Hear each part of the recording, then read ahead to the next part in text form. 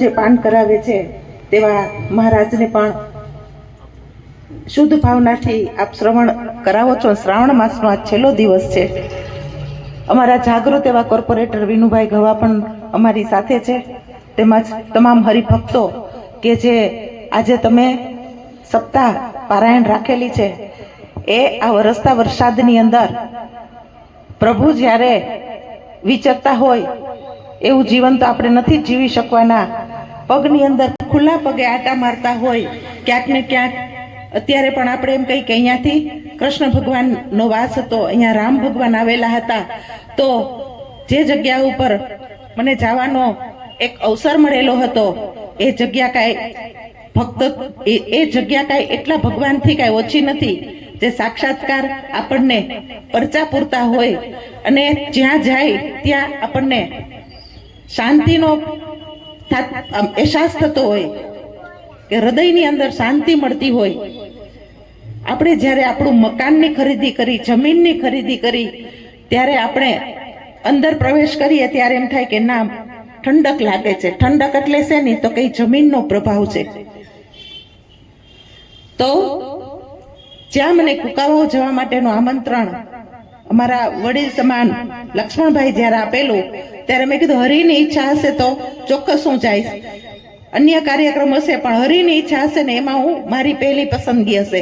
દરેક કાર્યક્રમમાં ક્યાંક એવું થતું હોય એટલે ક્યાંય દુઃખ ન લગાડું કે હરિની ઈચ્છા નહોતી એટલે એમાં મારે ન જવાનું, પણ પાછી ઈચ્છા આપશે તો હું જઈશ। તો આ તકે તમારા આ સત્સંગ પારાયણની અંદર પણ મને એક અવસર મળેલો છે। જે માર્ગે કુકાવાવની અંદર મેં 10 પાના વાંચ્યા, એ પાનાની અંદર ખૂબ ઉચ્ચ અભ્યાસ કરેલો।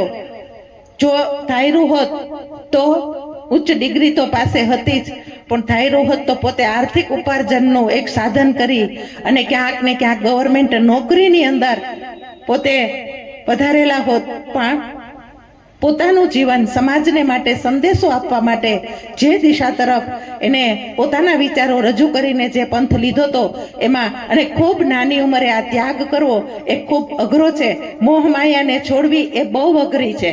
તો આ તકે મને જ્યારે કુકાવાવ પંથકની અંદર જવાનો એક મોકો મળ્યો ત્યારે મેં પણ અહોભાગ્ય સમજ્યું કે હરિ અહીંયા પણ પધારેલા છે અને સાક્ષાત છે, જેને જોયા છે, એના પરચા છે અને જેને એની સાથે કામ કર્યું છે એવી વ્યક્તિના મોઢે અને એના મુખેથી મેં સાંભળેલું। ત્યારે માણસ ધારે એવું શરીર પણ બનાવી શકે છે ને માણસ ધારે ને એવી ભક્તિ પણ કરી શકે છે, એ આપણી ઉપર તાકાત છે। આ તકે પારાયણની અંદર 7 દિવસનો અવસર હોય છે, ત્યારે આવા વરસાદના વાતાવરણની અંદર પણ આટલા બધા હરિભક્તો અહીંયા ભેગા છે, ત્યારે આપના પરિવારને ભગવાન ખૂબ સુખી રાખે। સ્વામિનારાયણ આપને ખૂબ સમૃદ્ધિ આપે, મન મક્કમ કરવાની તાકાત આપે અને નિરોગી રાખે। એ જ આ તકે હું સ્વામિનારાયણ ભગવાનને પ્રાર્થના કરું છું કે આ હરિરસની અંદર મને એક રસ અહીંયા એક દિવસનો મોકો પણ મને અહીંયા ભગવાને નિર્માણ કરેલો છે। જય સ્વામિનારાયણ।